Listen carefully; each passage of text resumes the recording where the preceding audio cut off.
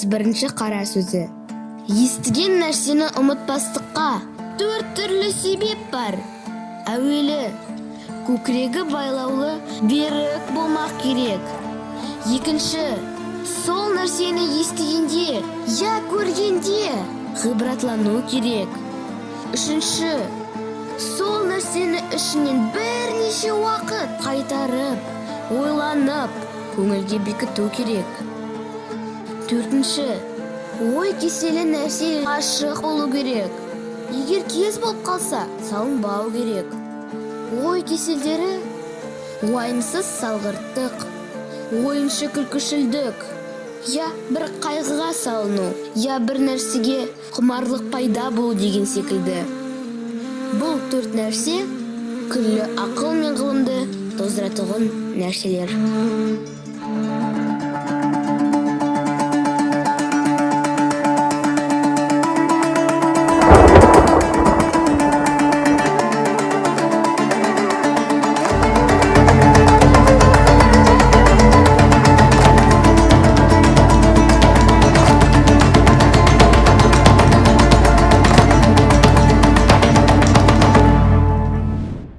Существует 4 причины, способствующие восприятию и запоминанию услышанного.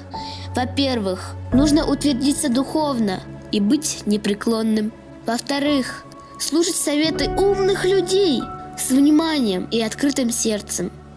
В-третьих, вдумчиво, неоднократно повторять про себя эти слова и закреплять их в памяти. В-четвертых, следует избегать вредных свойств ума. Вредные свойства ума – это, конечно же, беспечность, равнодушие, склонность к беспричинному веселью, тяга к мрачным раздумьям и губительным страстям. Вот эти 4 порока способны разрушить и ум, и талант.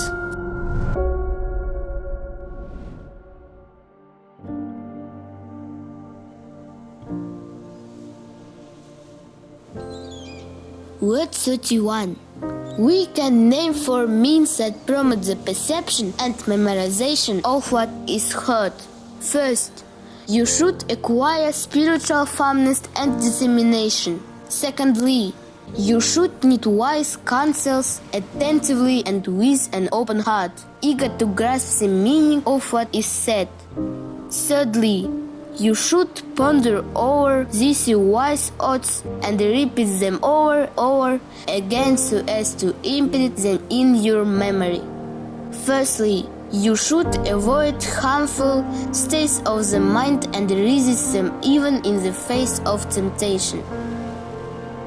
These states of mind are carelessness, indifference, senseless amusement, the inclination to morose, reflection and distraction.